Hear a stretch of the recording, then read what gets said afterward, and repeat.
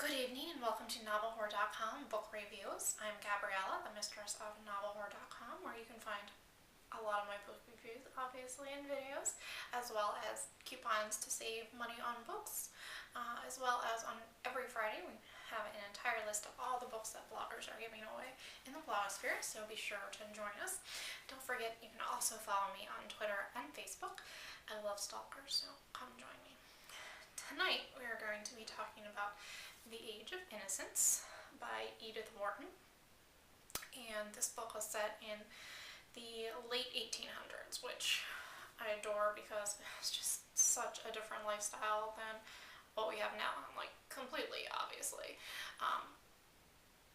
But most of the time we hear about the bad things during those times, and we think about, no electricity, maybe a lot of places no indoor plumbing, no cars, obviously, all of those little convenience factors that we enjoy now. But what I loved about The Age of Innocence is that it's set in New York City, and it's profiling the most well-to-do families in New York and the trials and tribulations that they go through, highlighted against the background of, having everything taken care of by other people and spending their days doing nothing and their nights going to the opera, which I think I could handle doing, so I really enjoyed it for that.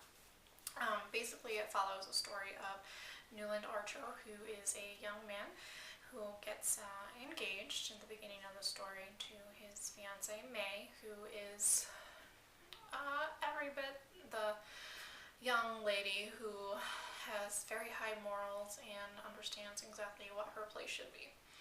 He believes she doesn't have a bad thought in her head. He believes she doesn't have a thought in her head at all, which is what she's trained to portray to the world.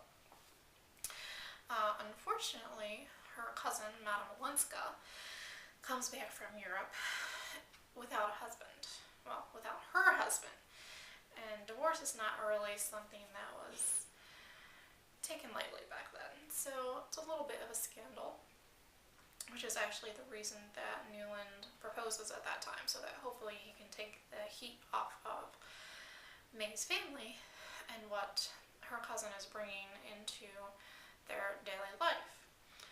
Unfortunately, he kind of falls in love with Madame Olenska, and so the story follows, how that progresses, and I will try not to give anything away.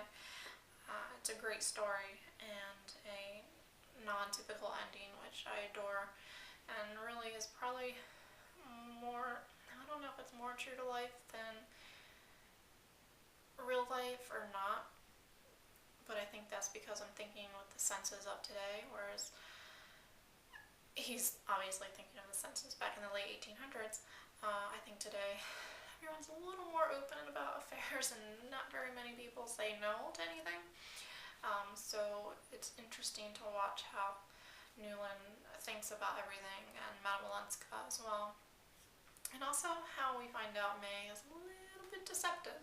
I like that from her, because no one thinks she thinks about anything.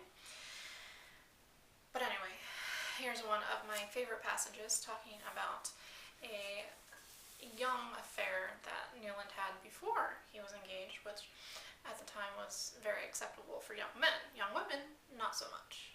A little double standard that, well, was in some ways still in play today, but I don't think quite as much as it was then.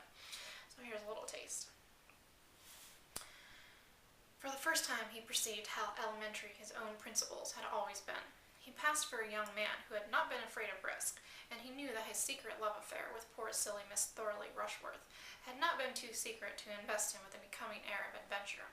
But Miss Rushworth was that kind of a woman, foolish, vain, clandestine by nature, and far more attracted by the secrecy and peril of the affair than by such charms and qualities as he possessed. When the fact dawned on him, it nearly broke his heart. But now it seemed the redeeming feature of the case.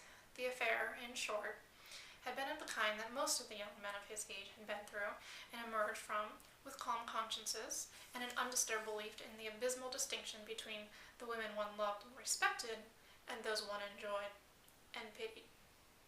In this view, they were sedulously abetted by their mothers, aunts, and other elderly female relatives, who all shared Miss Archer's belief that when such things happened, it was undoubtedly foolish of the man, but somehow always criminal of the woman. We never get a break, do we? Times have changed a little bit, but it's interesting to think back, and obviously I always wonder how we would have lived in other times and gone through everything, and with a different upbringing maybe it would have seemed normal, but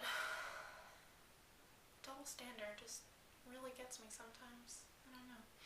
Anyway, The Age of Innocence, excellent Pulitzer Prize winner. Sometimes I don't like Pulitzer Prize winners, but I adored this. Very quick read.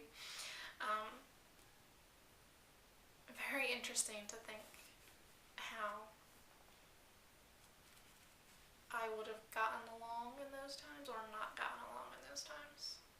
I love books that make me think and try to put me in different situations. Probably why I love reading so much. So I definitely suggest picking it up. It's by Edith Wharton, and obviously you can get it at your local library, or if you have a booksfree.com membership, you can pick it up there. I want to thank you for joining me again, and you can always visit me at novelwhore.com, and of course stalk me on Twitter and Facebook. I hope you'll join me again. Have a great night.